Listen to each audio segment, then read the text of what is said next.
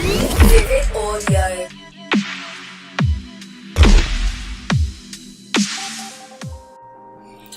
What's going on, guys? It's your boy PittThaKid, back here again for another tutorial.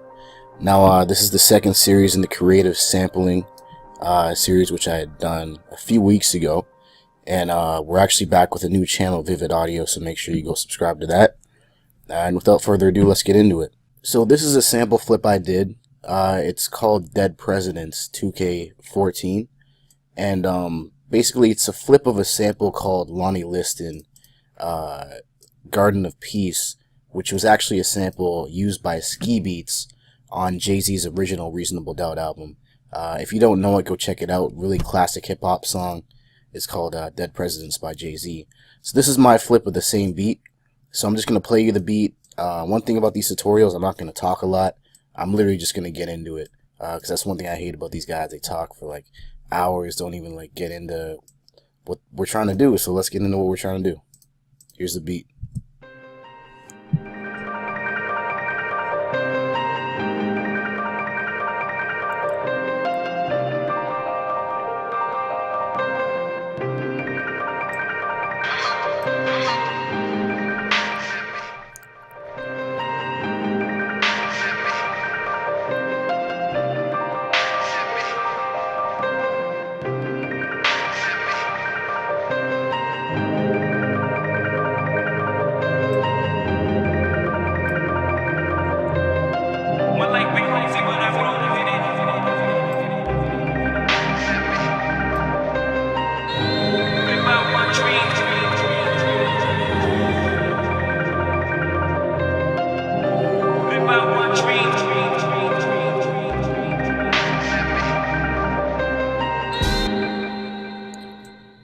So that's just a piece of the song. There is a drum part as well, but I'm not even going to get into drums on this tutorial. Maybe save it for another one. So let me just break this down real quick. And I know there's a lot of parts in here, so I'm just going to break them down one by one. So the first part is the actual sample chop. So let me just take the effects off the channel. So if you haven't watched my tutorial on how to actually use SliceX and put all the chops in and everything, go watch that.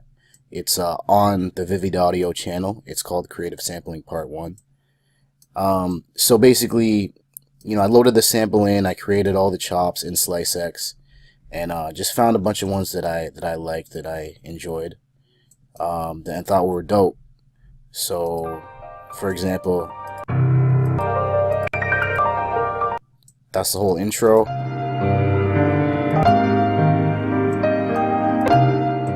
Just kept going, and a lot of the time I'll just keep chopping it until you never know what you're gonna use, right? So I just keep chopping until I'm satisfied.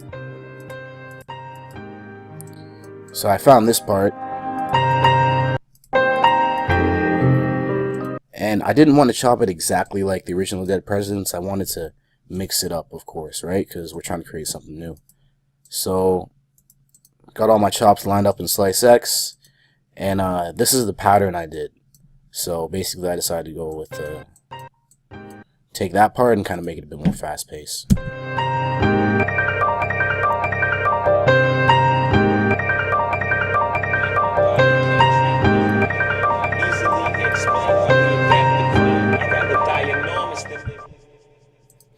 Alright, so I had those, and you know, this sounds pretty dope by itself. You know, you could already picture some drums banging over it, like it's good, right? But I wanted to take it to a next level, and this is where the creative part comes in as well. It's like, what effects can I add to this to really take it to the next level? So of course I put it in the mixer, and the first plugin I added was Reverb, so just your standard fruity reverb.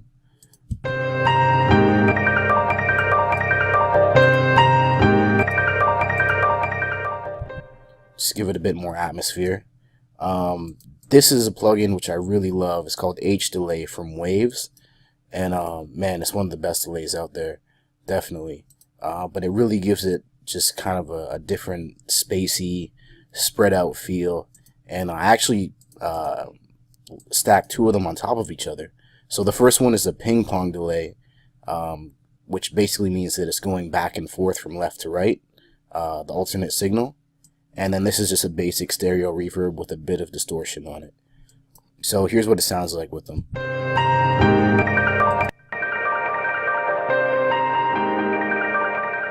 And this is the second distortion.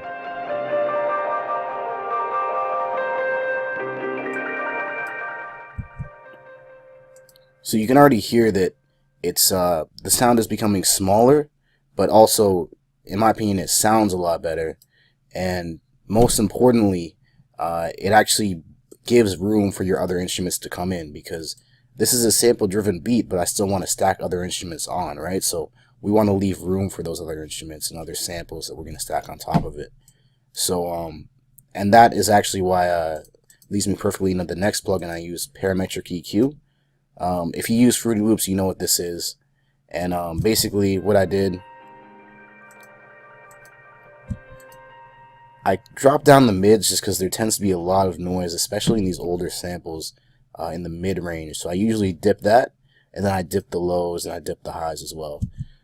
So it already gives it a very filtered feel, right? This last plugin, I'm not going to go over too much, but basically I only added it to the beginning because it was just part of the intro, right? So it gives a nice low pass at the start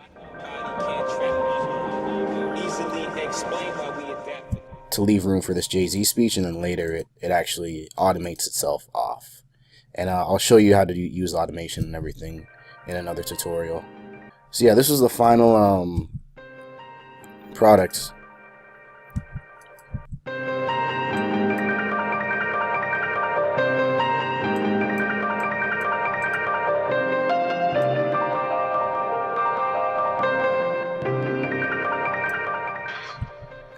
So already sounding pretty crazy. One other thing I like to do, because when I approach records, I like to approach it like a concept. So as far as Dead Presidents goes, not only did I want to grab the sample, I wanted to also give people the feeling of the original Dead Presidents, right? So it's like they were almost kind of being taken back to a moment when that song dropped and the impact of it.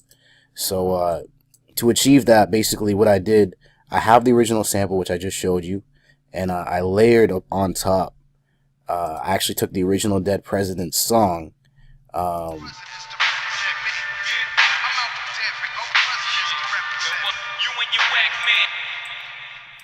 I just wanted to take some chops from there, right? I found this perfect Nas sample, which was on the snare. And when you're grabbing these kind of samples with heavy drums and you're layering it on top of something else, it's usually best to like get stuff on the snare so you're able to actually stack it with your own snare. This is what it sounds like, and I put some effects on it. So I put some delay on it. Filter, which is a really dope plugin from Pt.2. Basically just kind of helps you filter out, and it's kind of like a more precise filter than the Fruity filter would be. And of course a reverb, right? I also put the telephone effect, Fruity Reverb. You can find that by going to presets, old telephone, or it might be radio, actually, one of the two. So layered on top of the actual sample, here's what it sounds like.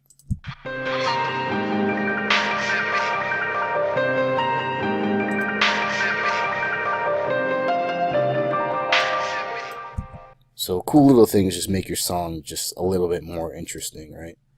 On this side, I actually added a pad.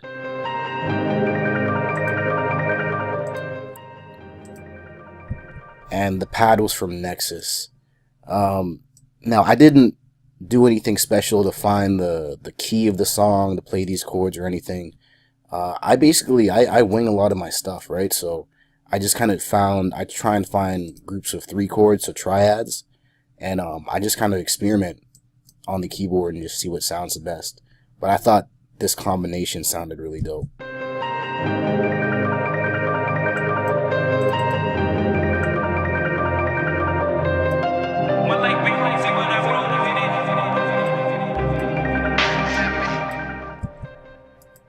So it really adds to the feel. Now the final piece of this, I was pretty proud of this just because like of how well it fit. But if you know from the first tutorial, I love to grab vocal samples. That's my thing. So I found this sample. It was a Diana Ross "Ain't No Mountain High" sample, and the vocals are just crazy in this.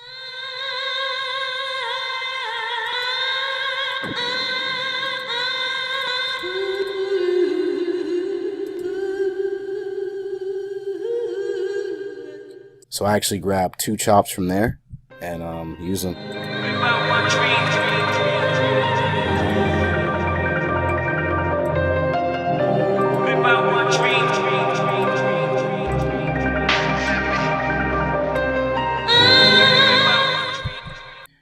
So I really like to use a lot of reverb, really create that kind of epic feel.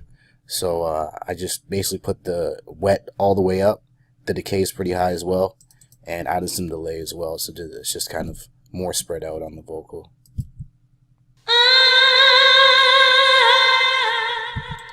Then, of course, as we went over before, dropped the mids, boosted the highs a little bit for it to stand out, and yeah, that's basically how it came about.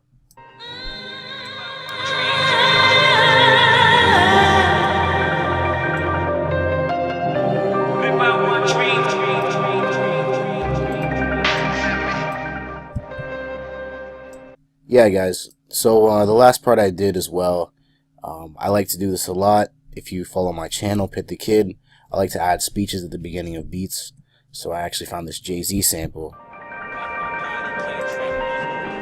Easily explain why we adapt the crime. I'd rather die enormous than live dormant. That's how we own it. So just something kind of inspiring to really add to the feeling of the beat, right? So as soon as an artist hears it or they put it on, they're already being put in the mood. I feel like half of what sells a beat or why people like a beat is how it makes them feel, of course, right? So everything, every element that you're adding really helps them to feel. It's like when you're making a song, it's like, you know, what am I feeling, right? How is this making me feel? And you put in different elements to be able to add to that. I added, just for that feel, this subway effect, right? So it kind of feels like, you know, I heard Jay and I'm like, I kind of want him, you know, the speech by itself is cool, but I kind of want to add some more atmosphere, as if it was actually like a conversation taking place, maybe in like a subway and not just a set interview like it was, you know, like it sounds like, right? It sounds more like a conversation. So I got this this subway noise, and you can find these things all over the internet, all over YouTube, but basically it's just sounds of a subway, and you know, all the kind of ambient noises that would be on a subway, and just added the speech over it. Easily explain why we adapt the crime. I'd rather die enormous than live dormant. That's how we own it. So it kind of sounds like they are talking in a subway, and it just adds to the atmosphere of the entire song. Easily explain why we adapt the crime. I'd rather die enormous than live dormant. That's how we own it. But that what happens to you.